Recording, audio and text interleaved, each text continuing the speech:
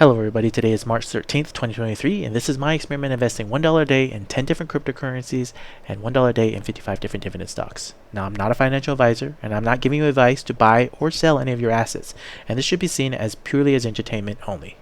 Now, this dotted white line right here is the start of the day, and you can see that it's going down and it's going up. Now we come over here to the actual week, and you can see right here it's going down and down and down. And right around March 12th at 11 a.m., things have changed completely as the Fed has decided to bail out Silicon Valley Bank. Now this is only one factor that has caused things to spike back up. And you can see over here in 3 months, you can see it's going down and down and down and going up. We can see right here on January 6th, 2023 is when I started my first time investing in my life. Now, if you enjoy this content, please feel free to leave me a comment, smash the like button, and don't forget to subscribe. And I will be posting a minimum every Monday and every Friday, and you can come back here and you can take a quick peek at how my investments are doing. Now, why am I saving $1 a day, or at least investing $1 a day? Because I believe that anybody should be able to at least save $1 a day in something. Now, if you're not able to save $1 a day, say for example you are one of those people that only have $1,000 in the bank or less money in your bank, right? You're not able to save anything. You're living paycheck to paycheck. Saving and developing the habit of saving $1 a day can and will change your life. It changes and can make your life so much better, because once you start saving only $1 a day, maybe you'll start feeling good and be like, oh, if I can save $1 a day, I can maybe save $2 a day. Maybe I can save $4 a day. Maybe I can save 8. Maybe I can save 16, 24. All of a sudden it starts becoming this huge habit. And you're thinking, oh, I don't even know how I can even save $1 a day. If you're buying coffee, you're buying candy, maybe it's your gas. Maybe it's you have to start maybe walking to work. When I was younger and I had to I had bought a junk lemon car, and that lemon car broke down. I had to start walking to work 5 miles to go to work. I'm from the island of Oahu on the North Shore, and I had to walk from my house carrying tools because I was an electrician 5 miles to work, and then I had to walk 5 miles back home because I didn't have even money to catch the bus.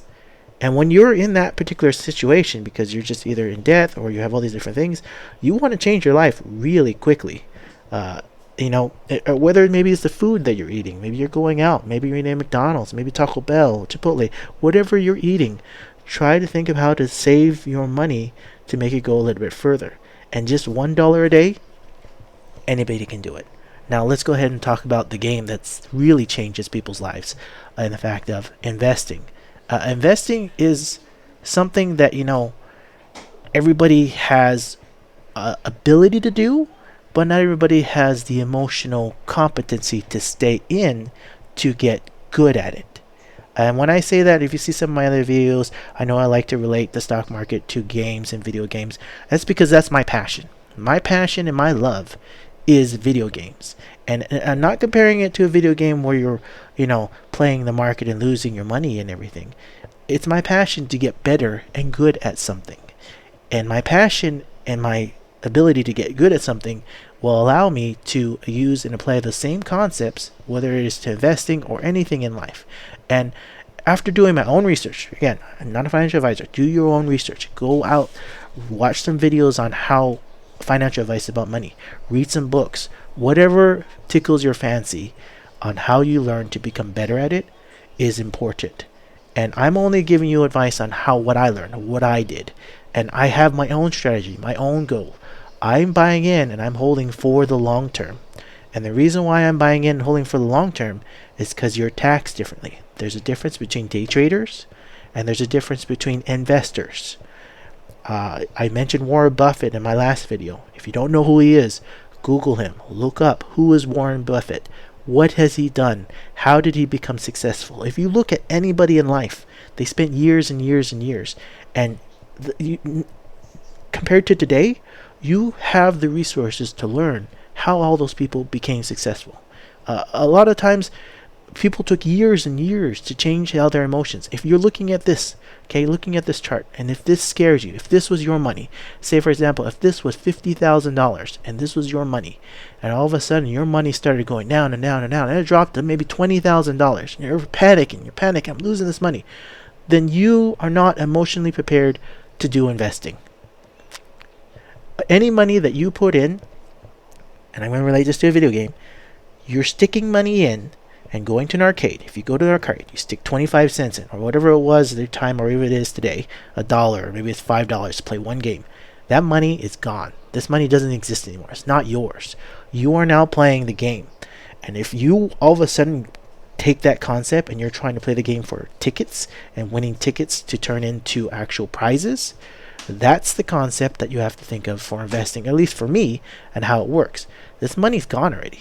Every single cent, and whether or not how I actually play the game and get good at it or bad at it, that's what really matters. And then what you do with your tickets afterwards, because everybody has their own way to actually and to turn their tickets into prizes.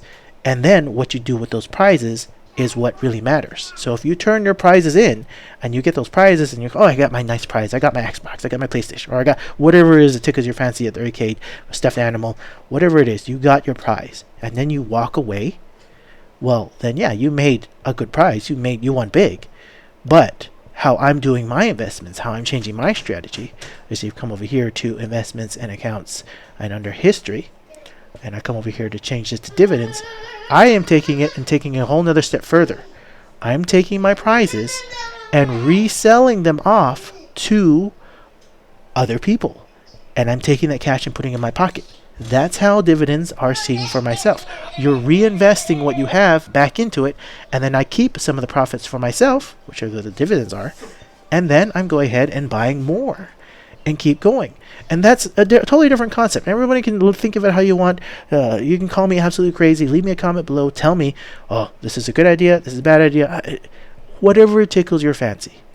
But it's all about the emotional. This money's not mine anymore. I'm playing a game. And the game only stops when I decide to stop. When I decide to stop playing this game. Now, cryptocurrencies. There's lots of controversy in cryptocurrencies. Why are you investing in cryptocurrencies? Well, because I have a long-term goal and a plan in it. I'm investing in cryptocurrencies, and I'm investing in a whole bit of different strategies. You can see Bitcoin's crazy up again.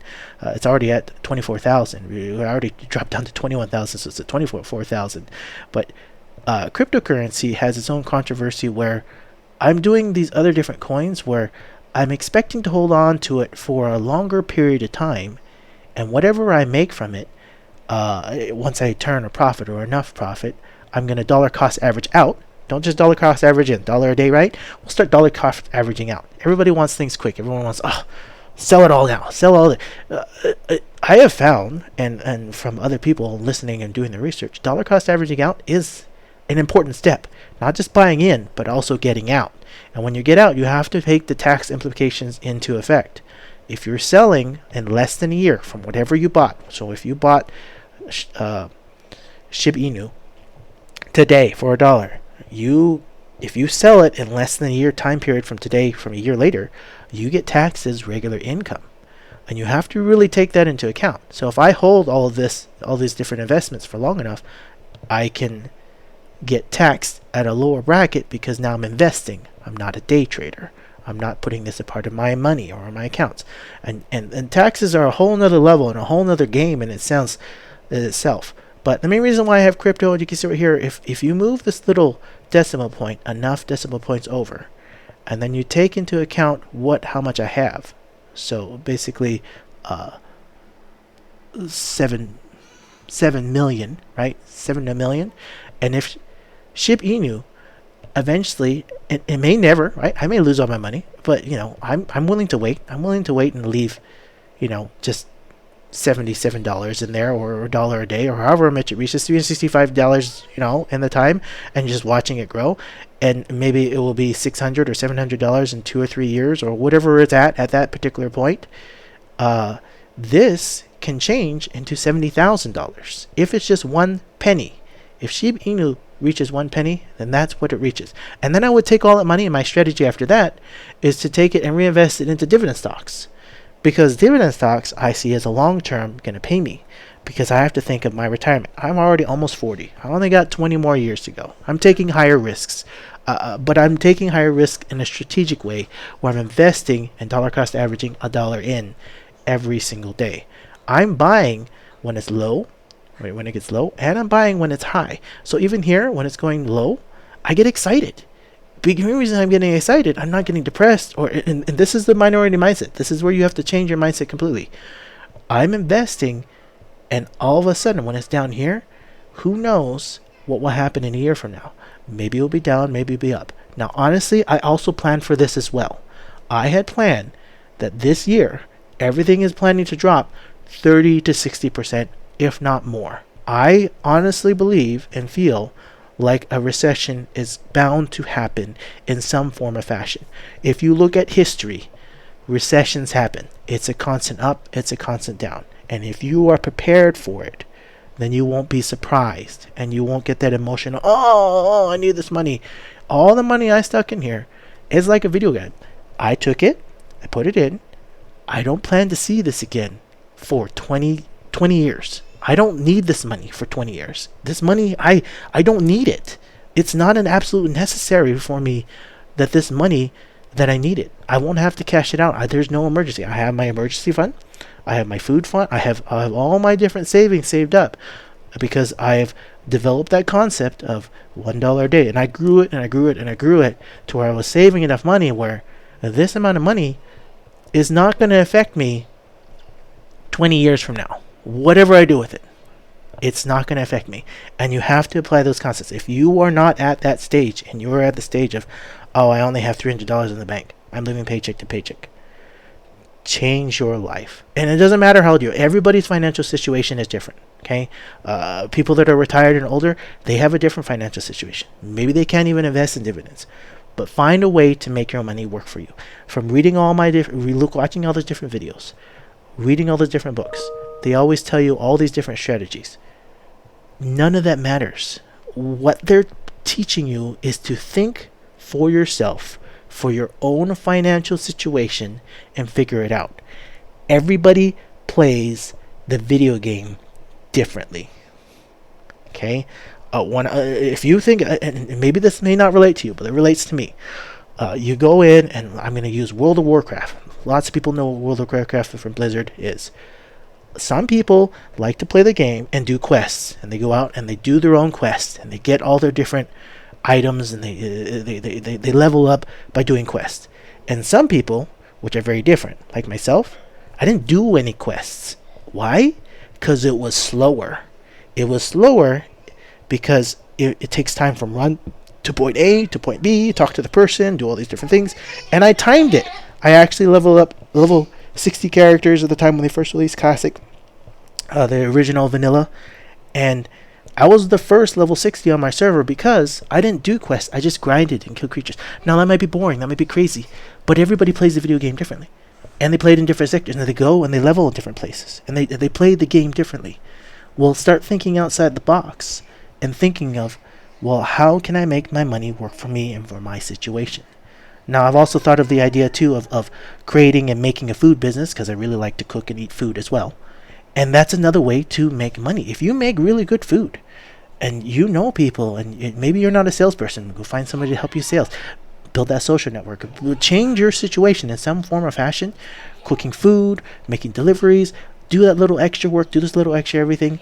Read those stories about people, how they became financially successful. From Hawaii, there was this lady that she just worked, and she worked in the kitchen, and she didn't have anything. She didn't have enough food for her family, so she started to go and did all the extra work. It takes time. It takes effort. You can't just sit there and pretend, oh, I'm gonna stick my money in here, and it's gonna go. Well, investing is a whole nother beast in itself. It's all about history. It's all about research, and it's all about knowing what you're doing, and then fighting and beating that emotional roller coaster. And when I say fighting and beating that emotional roller coaster, it's the same thing like video games. When you're playing a video game and you're fighting and you're fighting, you get that boss. It's unstoppable. You can't pass him. Okay, and then eventually you build up your skills, whether it's your hand skills or eye coordination, or you figure out that you need a special item to do certain things, and you pass that. They pass that level, and you keep going, and the same thing happens again. The same loop. You reach another boss. You can't beat him. You can't figure it out. Well, it's a constant learning process. The same thing for stocks. And all of a sudden, here's the biggest emotional roller coaster right here. Everyone's like, panic sell, panic sell. Talked to my friend the other day. He's like, oh, you should sell everything, because Silicon Valley Bank is going bankrupt, and there's going to be bank runs, blah blah blah blah. Well, if I had sold back here, it has been shown, and research has been shown, if you sell out, instead of getting a normal average 10% return every year from the stock market, if you're doing dividend investing, you actually have way less. Sometimes you even have -6, because you have to remember, when you're buying and you're selling, a lot of people do not think of taxes. If you're forgetting about the tax implications, or you're forgetting that there's hidden fees on every single one of these applications, Robinhood, Webull, TD Ameritrade, all of them, they all have it. They say that they're not getting any trades for when you go ahead and you buy stocks. It's commission free, but that's not entirely true. Of how does Robinhood make its money? How does it succeed? Maybe you should look it up and research it. I know how they make money, but look it up for yourself. Don't ask me. I could be wrong. I did my own research, and they can change their strategy, and they will, because you have to understand, Robinhood is not looking out for you. They're looking out for themselves.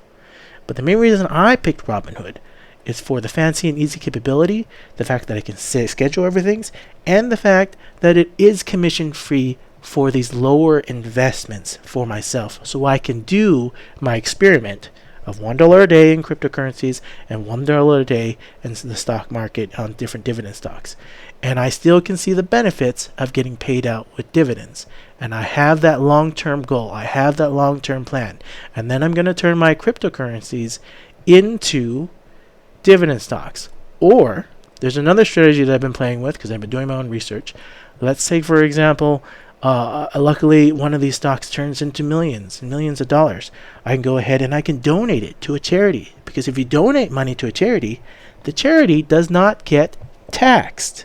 And why do people donate money? If you had $1 million, there's this video that I was watching. You can go find it somewhere. I don't have it right now, but do your own research, and maybe it's not true. So cross-check those references and make sure that is true. But say for example, you donate $1 million to a charity. Well, first you have to talk to a financial advisor. You have to talk to a tax or a lawyer. I don't remember exactly, but I saved that video for myself for later to go ahead and look at it, because it's a possibility for me if that ever happens. Maybe it'll never happen. Maybe I won't ever make it big. But that's okay. I don't mind. I'm playing the game. This money I don't need. If you need that money, you shouldn't be investing. The concept of, if you can't afford 5 of them, you shouldn't buy even 1 of them. Now I'm going to take this a step further. If you can't afford 10 of them, you can't afford 10 phones, you shouldn't even be buying 1. If you can't afford 10 tacos, you shouldn't be buying 1 of them. Okay? Apply this concept to your life, and it will change your life significantly. If you can't afford 10 items of the exact same thing, then you should not even be buying 1 of them. Because you can't afford to invest, you can't afford to save, you're living paycheck to hand to mouth, and you're playing this game of, I'm forever not going to make it. Now you can play a totally different game, right? If you're going to listen to or read Robert Kiyosaki, Rich Man, Poor Man, and he talks about real estate, that's a different game, and that's a whole nother game in itself. And that one is a very big roller coaster, because you have to be able to learn to manage debt. If you can manage debt and you have solid emotions, you will never afraid of always being in debt, and the fact that, if I can't make the next payment, I could lose everything. If you can't handle that, then you probably shouldn't be in the real estate business. And that's a totally different game in itself, and a totally different beast. I don't see myself in the current moment in time being a real estate landlord. Maybe that might change when I have enough money to do so. But in my current financial situation, I can't afford to do that. And because I can't afford to do that, because I can't afford to risk my family and my family's livelihood. If you can risk your family's livelihood, and you're willing to gamble with not just your own life, but with everybody else's life, and they're all on board, then go for it. Because if you have a spouse, you're married, or you have a family, or whatever it is, whatever situation, talk to them and make sure they're on board. Like, before I even started investing, there was a huge controversy in my family. It took me a long time to convince my wife to let me even invest $1 a day in even 1 stock, because she was like, whatever money you're putting in there, it's going to be gone forever. It's gone. I don't even want to think about it. And it's true. Take this concept. And it took me months to convince my spouse before I could even start this. Because I wanted her to be on board. Maybe you can do it yourself. Maybe you have those solid emotions. But we're all human. And we all have this emotional roller coaster of going up, going down. Things can change in your life, and your financial situation can change. And maybe tomorrow I won't be able to invest $1 a day in it. But because I have several different plans and backup plans, again, I don't need this money. I can just stop putting money in, and I can just start turning off my scheduled investments, and I can just hold on and wait. It's just a hold and wait scenario. My particular financial situation is not like that, so I can keep investing. Or maybe I lose my job tomorrow, right? Recession's happening. Everybody's getting laid off. Tech companies are laid off. Everything's coming to a strange situation. Well, I can still just stop my investments and change my plan, because you have to be dynamic. You have to be willing to change and accept change. And this is my story. Thank you for being here. If you've been here this long and if you listened to my entire video, thank you so much. Again, I'm not a financial advisor. I'm just here giving you my own experience, and this is the start of my journey. Like all those other people that made it successful took them years and years and years. Well, this is the start of my journey in the beginning, close to basically my 40s. And maybe I'll make it, maybe I won't. But thank you for listening. Thank you for being here. Go ahead and smash the like button. Go ahead and don't forget to subscribe. And I will catch you all in the next video. Thank you so much. Bye.